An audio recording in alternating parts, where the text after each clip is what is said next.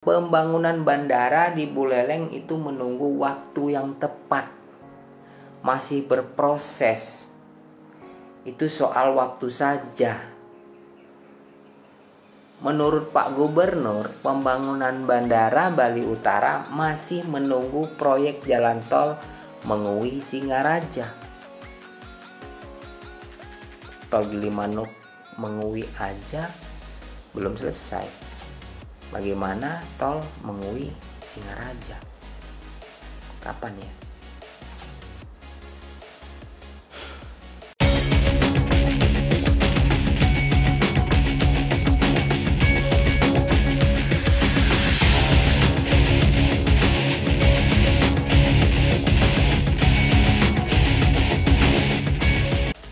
Halo semuanya, selamat datang di channel IQS bersama Alit di sini. Anggota DPD RI Made Mangku Pastika ikut menyayangkan rencana pembangunan Bandara Bali Utara tidak lagi masuk dalam proyek strategis nasional atau PSN.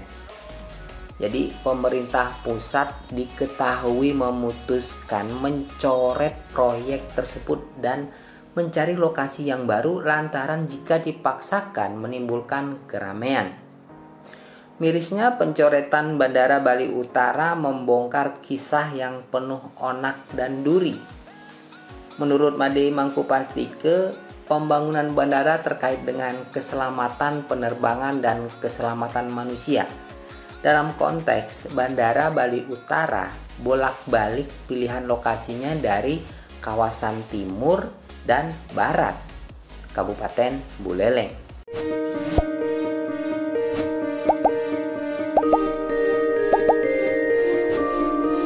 Pertama kali memang dahulu disarankan di Geroga karena di sana ada tanah provinsi 650 hektar.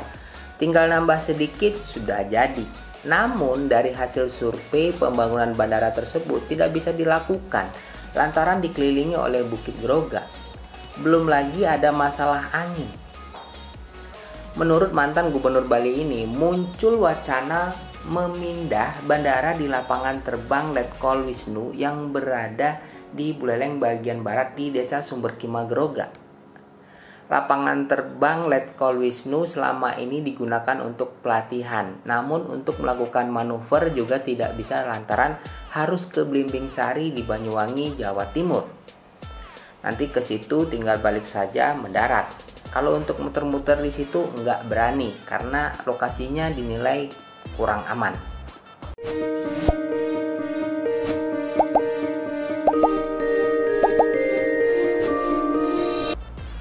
Nah, rencana pembangunan bandara kemudian beralih ke kubu tambahan Buleleng. Jadi, menurut Pak Made Mangku Pastike, saat itu ada dua konsultan yang tertarik. Yang satu berencana atau rencananya di darat menggunakan lahan milik desa adat. Sedangkan yang satu lagi rencananya di laut, persis di punggungnya Pulau Bali. Sebagian reklamasi dan laut, jadi landasan pacunya ya memang di atas laut. Menurut teori mereka, dengan landasan di laut tidak perlu ada pembebasan lahan dan merusak lahan yang produktif karena sawah di sekitar situ cukup bagus sekali, tutur mantan kepala BNN ini. Namun kemudian terjadilah persaingan antara konsultan yang berencana membangun di darat dan yang berencana membangun di laut. Ya namanya proyek mega proyek triliunan, sehingga berebut mana yang lebih benar, ini terjadi tarik ulur akhirnya. Nah, ini kata Pak Made Mangku Pastike membongkar fakta yang terjadi. Jadi seiring perjalanan waktu, desa adat giliran tidak setuju lahan itu dipakai untuk pembangunan Bandara Bali Utara. Belum lagi lahan itu masih dikontrak orang, jadi tidak bisa digunakan begitu saja. Sehingga alternatifnya ya ke laut. Jadi pembangunan bandara di laut ini dahulu rencananya yang mau mengerjakan itu pemerintah Kanada. Tetapi karena kelamaan nggak jadi-jadi, ya nggak jadi juga akhirnya. Jadi meski demikian, anggota Komite 2 DPD RI ini mengungkap masih ada peluang melanjutkan pembangunan Bandara Bali Utara dengan skema lain kalau memang kita dibantu dalam program public private partnership, mungkin masih bisa diteruskan. Ini kata Pak Made Mangkubastika.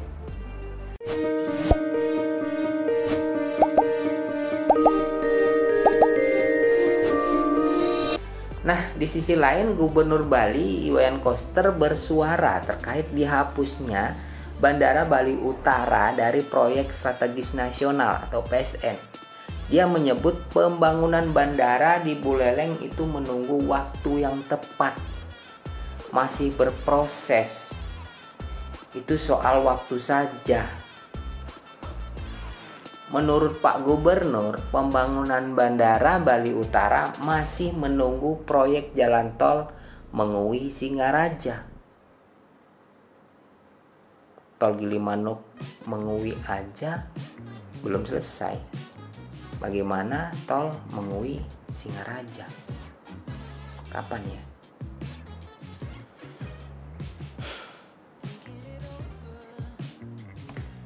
Bandara Bali Utara merupakan satu dari 8 PSN yang bakal dihapus dan akan diatur dalam Permenko nomor 9 tahun 2022. Padahal lokasi Bandara Bali Utara baru saja disepakati oleh Gubernur Bali dan DPRD Bali di Desa Sumber Klampok, Kecamatan Groga, Buleleng. Tapi sudah dicoret sama Pak Jokowi dari daftar PSN. Oke, segini dulu update perihal rencana pembangunan Bandara Bali Utara yang muter-muter bulet aja ya. Mudah-mudahan ada informasi yang bermanfaat yang didapat dari video ini. Like jika kalian suka video ini dan dislike jika kalian kurang suka. Jangan lupa berkarya. Jika kalian punya pertanyaan, kritik atau saran seputar tema kita hari ini, silakan tulis saja semuanya di kolom komentar. Terima kasih telah menonton. Saya Anggur Halid. Sampai jumpa di video lainnya. Salam QS.